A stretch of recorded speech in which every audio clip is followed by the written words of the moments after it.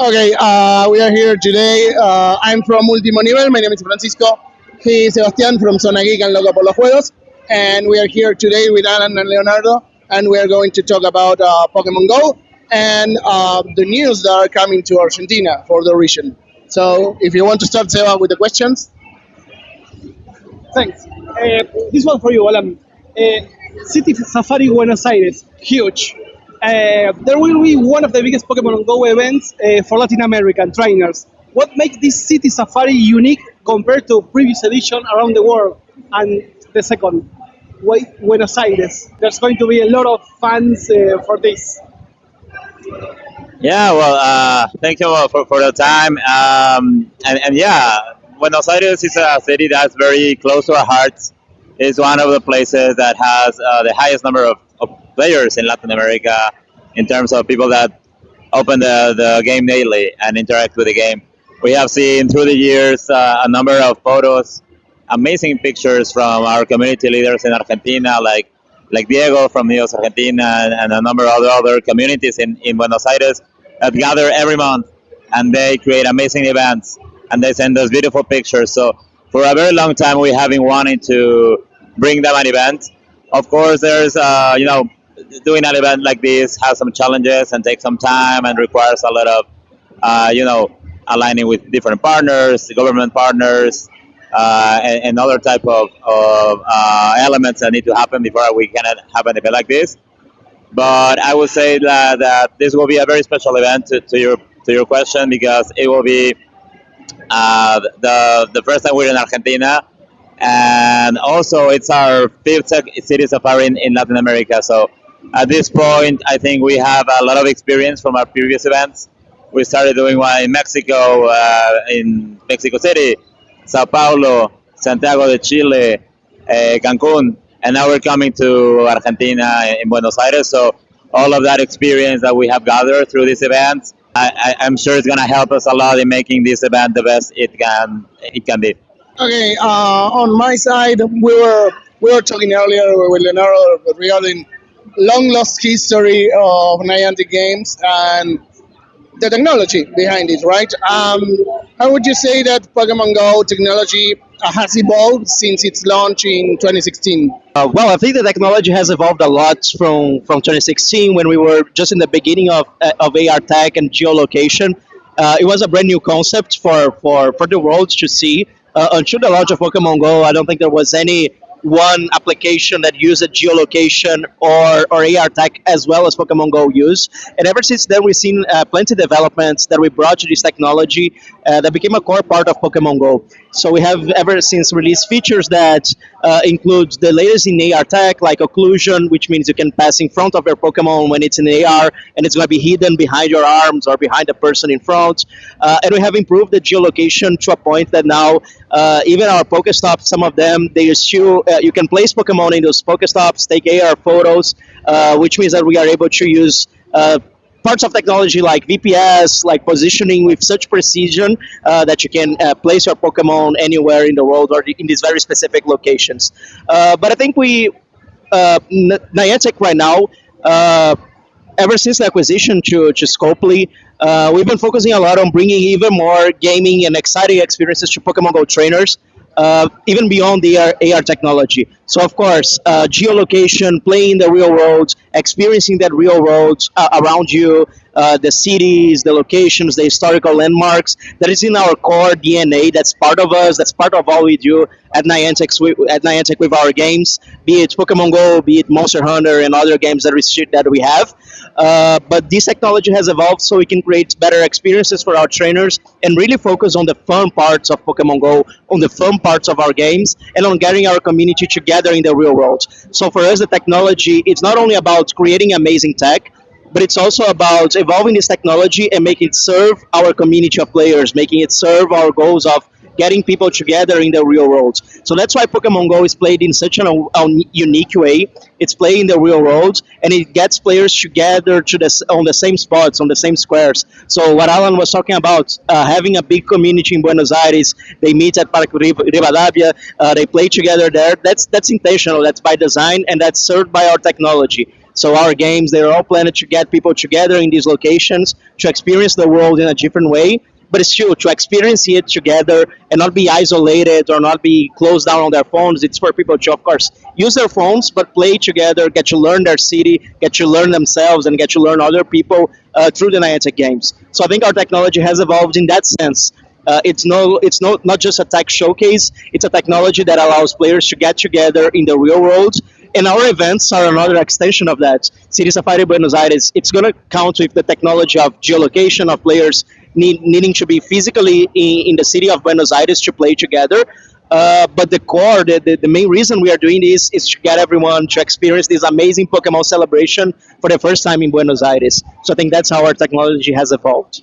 This next question, I don't know who want to take it, but in Brazil right now, Niantic is having a collaboration with Samsung. What can you tell us how this partnership enhanced the players here in Brazil with our brothers in Brazil, and what they can expect in terms of exclusive content or promotions? Yeah, partnerships are very important for us in Pokemon Go, and it's something that in Latin America we have been lucky to find such great partners in Mexico, Brazil, and also there have been some collaborations that we have done that span the entire continent, the entire region of Latin America. So we are lucky to have Samsung as one of those partners that will enable us to create very fun experiences for our trainers.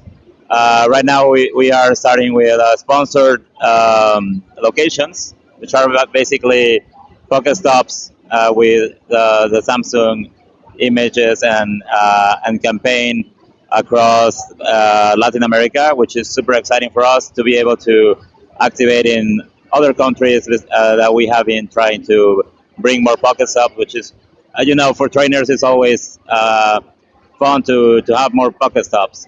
And this is something that even players ask us, right? It's funny that not a lot of games, players actually ask you to, hey, get a sponsorship from Samsung or from 7-Eleven because that will benefit us, right?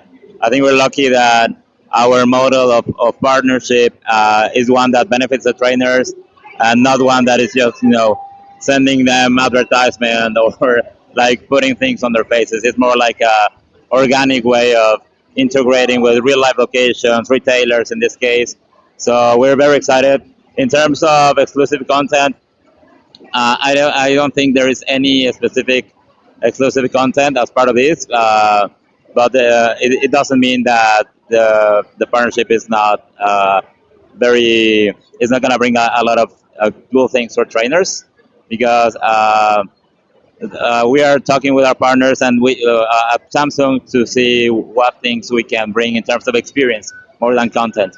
So that's what I encourage you to keep tuned to our social media as we announce more of the collaborations between Samsung and Pokemon Go. But we're definitely looking to bring the best possible experience, especially as we're looking at events like City Safari in Buenos Aires, right? How we can make Samsung part of that, right? And not just Samsung, but other partners in Buenos Aires, right? For these events, we constantly look for partnerships.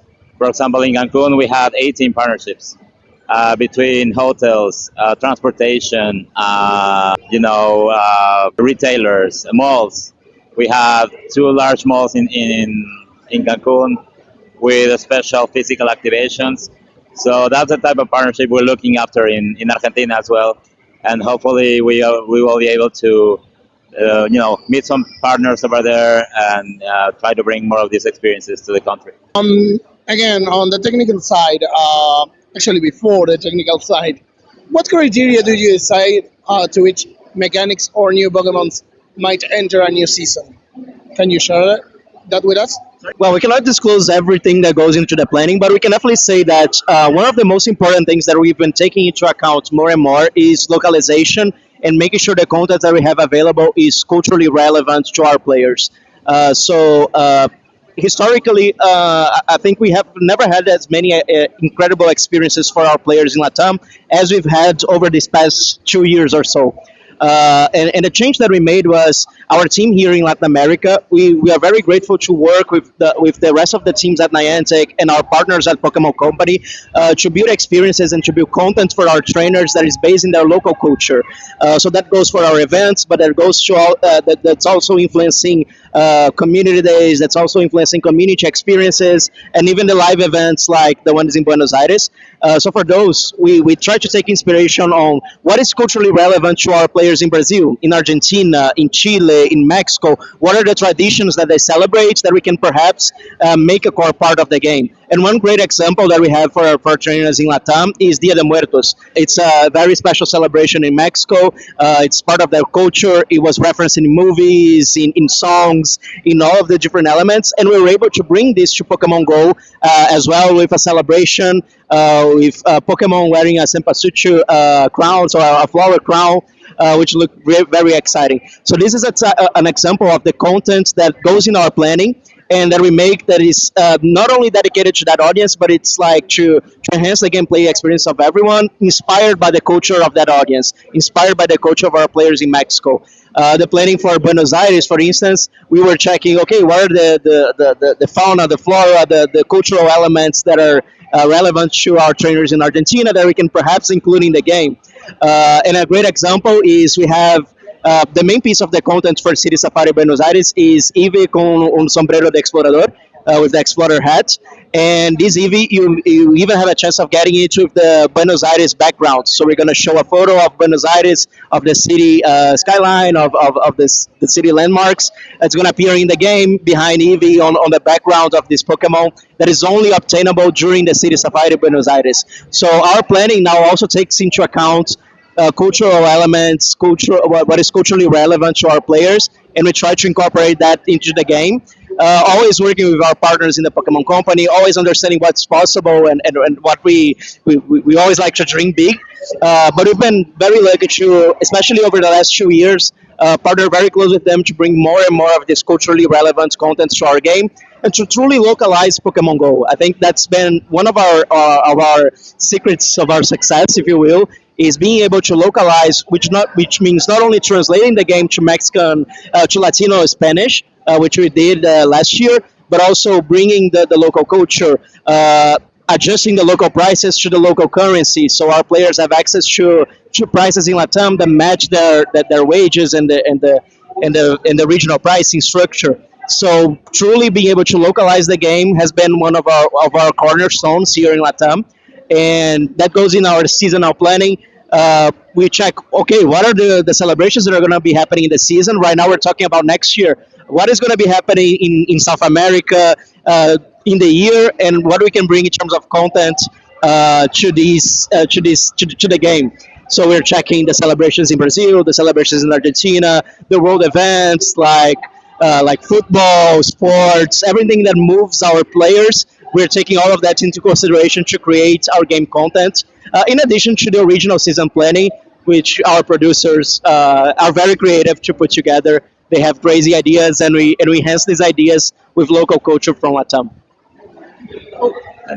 In Pokemon Go is the creative promise of Pokemon Go is that location matters, and that's something really powerful because there are some Pokemon that you can only get in a specific country or a specific biome, like in the beach or in the forest, and some players are ask like, that's too difficult. I should be able to catch all Pokemon, and maybe that will be easier, but the powerful thing about making some Pokemon only available in one country or one continent is it really encourages this global community of, hey, I wish I one day will be able to Egypt and catch a Sigilif. Or maybe I won't, but maybe I will meet someone from Egypt or someone from Europe to get Mr. Mime. It opens a lot of possibilities that really otherwise wouldn't be possible. So that's something that's really dear to our hearts, and we continue looking for ways of keeping good on that creative promise, right? That Pokemon Go is a place where location matters and a place where Pokemon exist in the real world in a way that feels like very authentic. This is a simple question, but what would you say to players, no, trainers who are not playing the game for a lot of time, 1 year, 2 years? Is this a good time for come back to the game? Or what would you say to them? Yeah, I think I would say to them that this is the best time actually to come back to the game, especially if you played original in 2016 or if you play across the years. Next year is going to be our 10th anniversary, and we are very excited about that milestone. You know, it's not easy for a game to reach 10 years, right? Especially for a game to keep players as engaged and still keep growing on the region, you know, with more events and more players than before. So I think right now is the best time to join, you know, just in time for that 10th anniversary where we are preparing a lot of, you know, surprises for our trainers that I'm sure are going to be very exciting, especially if you started playing in 2016. Um, and yeah, right now, for example, we announced a few weeks ago we're making a change to the levels. Right now, previously or as of today, the highest level you can reach is level 50, but this will change and it will be level 80. So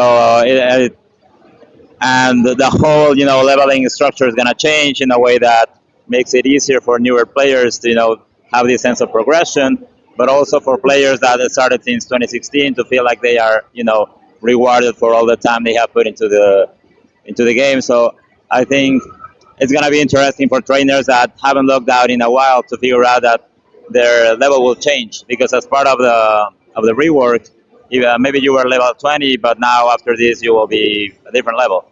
So and you know, as part of the progression, some of the tasks that will be asked to for you to complete are going to be maybe some of the newer things that weren't available when the game launched, like trading or battling or you know, mega evolutions or Gigantamax battles.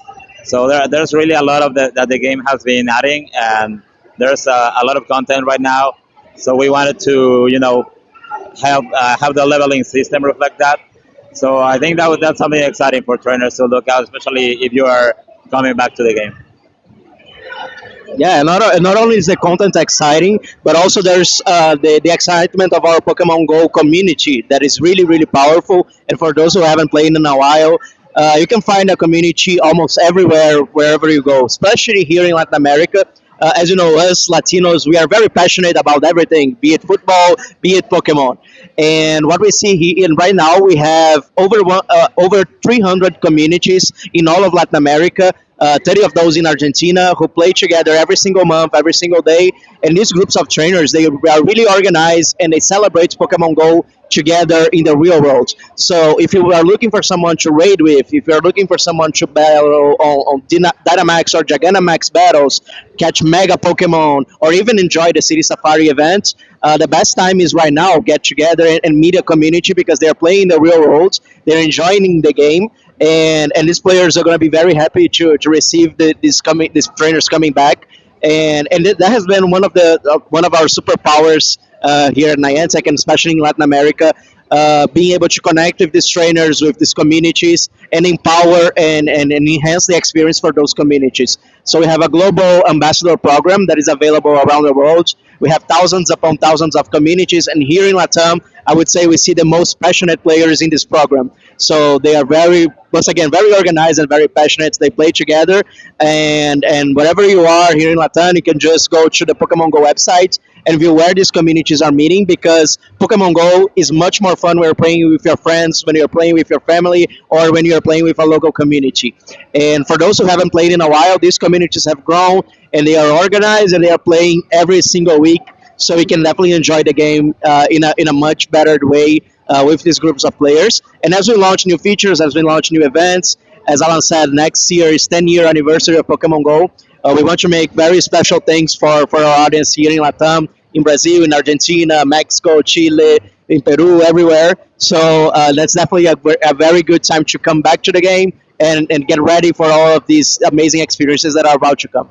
Okay. I have to come back to the. Yes, yes, we definitely have to come back to the game. My last question: we celebrate everything. That's true. We celebrate everything that is really important. The Friendship Day, El Día del Amigo. Can we expect the main stars or sharing an asado to celebrate something like that in the future? What you mean Argentina? Yes. Yeah, I mean, we never thought we would have a dust bowl with flowers of cempasúchil, and that happened, right? So who's to say that we're not gonna be able to someday make more exciting content for players in other countries like Argentina, Brazil. Like we are, constantly trying to figure out the best way to, what Leo was saying, to localize the game, but not just by changing the language, but really by making players feel like the game is speaking their language, that it's doing what that they feel represented, right? In that sense. So I think City Safari Argentina, City Safari Buenos Aires is a really great first step towards that, right? Because it will bring something very iconic, which is, for example, this Eevee. Eevee will have a background of el paisaje de Buenos Aires, so, which is, and the only time that you will be able to get it is this event. So that sense of, hey, this is not just a regular Eevee. It's Buenos Aires Eevee, right? Argentino Eevee, right? It's a matter of national, pride and feeling of community. So we're very excited about City Safari coming this December. Encouraging our trainers to follow us on social media. Stay tuned to what we will have more to share about City Safari as the months progress, as we get closer to the event. So make sure to follow us on social media and get your tickets for City Safari Buenos Aires because it's gonna be epic. Okay, we're going to download the game. That was the social. That's it. Thanks for your time. Thanks so No, much. thank you. Thank you so much.